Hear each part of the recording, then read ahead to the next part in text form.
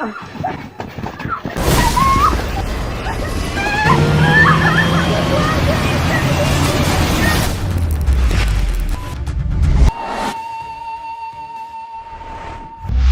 nzuri za mtoto wetu. Nimesikia kabisa mke wangu na nimefurahi sana. Ndio. Na sasa tunapangaje mume wangu?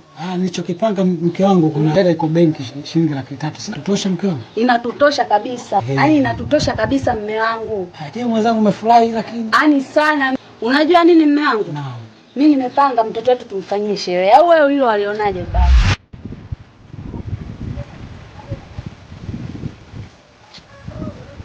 Bwana Choni. Naam. Vipi kwema? Sasa tunajiandaa kwenda shambani. Nataka niende shamba ndugu yangu. Naona umepanda vitu vingi huko. Kigomba nini nataka kapande na mimi shambani kwangu. Ipo ndugu yangu. Mwanangu na maisha sasa hivyo kwa magumu. Ndugu yangu maisha ni magumu sana. Karibu tukae. Wewe tukae kwanza. Lazima ulipo. Lazima ulipo na azizi wangu, lazima tuweke vizuri mambo mke wangu. Mzangu. Nitafurahi. Mwanangu kusema laki kanifurahisha. Mimi nimefurahi sana mke wangu. Yaani kama ninavyoona wana kijiji. Atazungumzaje mtoto wetu? Hapa kijijini mimi nataka kijijini wajue kwamba huyu mtoto wa Bahamisi anakuwa na sherehe kubwa. Na ndio maana kwanza hapa tunatakiwa sherehe.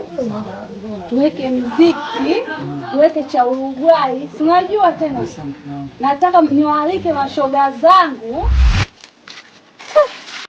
Rafiki yangu sasa hivi maisha yamekuwa magumu sana. Ni kweli. Hii yote kutokana na nini? Madaraka yalikuwa juu.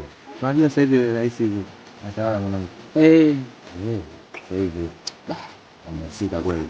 Nafua, napika, naosha vyombo, yaani kila kitu mimi. Mwanamke yupo. Yaani hapa yenyewe nishatoka shamba. Unajua?